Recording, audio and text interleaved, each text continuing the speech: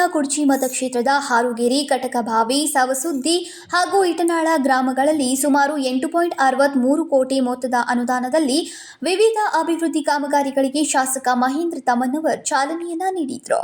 ಹಾರುಗೇರಿ ಪಟ್ಟಣದ ಕ್ರಾಂತಿವೀರ ಸಂಗೊಳ್ಳಿ ರಾಯಣ್ಣ ವೃತ್ತದ ಹತ್ತಿರ ಜತ್ತ ಜಾಂಬೂಟಿ ರಾಜ್ಯ ಹೆದ್ದಾರಿಯ ಕೋಳಿಗುಡ್ಡ ಗ್ರಾಮದಿಂದ ಹಳ್ಳೂರು ಗ್ರಾಮದವರೆಗೆ ರಾಜ್ಯ ಸರ್ಕಾರದ ಲೋಕೋಪಯೋಗಿ ಇಲಾಖೆಯ ಯೋಜನೆಯ ಅಡಿಯಲ್ಲಿ 6 ಕೋಟಿ ರೂಪಾಯಿ ಅನುದಾನದಲ್ಲಿ ಮರು ಡಾಂಬರೀಕರಣ ಕಾಮಗಾರಿಗೆ ಕುಡ್ಚಿ ಮತಕ್ಷೇತ್ರದ ಶಾಸಕ ಮಹೇಂದ್ರ ತಮ್ಮನವರ್ ಭೂಮಿ ಪೂಜೆಯನ್ನ ನೆರವೇರಿಸಿದರು.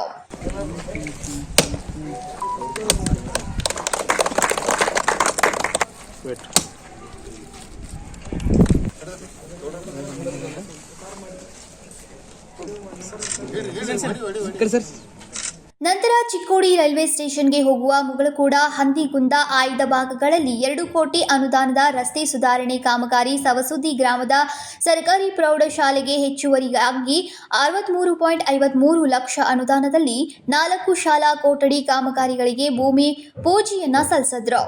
ಹಾಗೂ ಇಟನಾಳ ಗ್ರಾಮದ ಸರ್ಕಾರಿ ಕನ್ನಡ ಹಿರಿಯ ಪ್ರಾಥಮಿಕ ಶಾಲೆಯಲ್ಲಿ ಸುಮಾರು 5 ಲಕ್ಷ ಅನುದಾನದಲ್ಲಿ ನಿರ್ಮಾಣ ಮಾಡಲಾದ ರಂಗಮಂಟಪವನ್ನು ಶಾಸಕ ಮಹೇಂದ್ರ ತಮ್ಮನವರ್ ಉದ್ಘಾಟನೆ ಮಾಡಿದ್ರು. ಇನ್ನು ಈ ಸಂದರ್ಭದಲ್ಲಿ ಅನೇಕರು ಉಪಸ್ಥಿತರಿದ್ದರು. Sanjeev Byakude, KMM Kannada news, Raibag.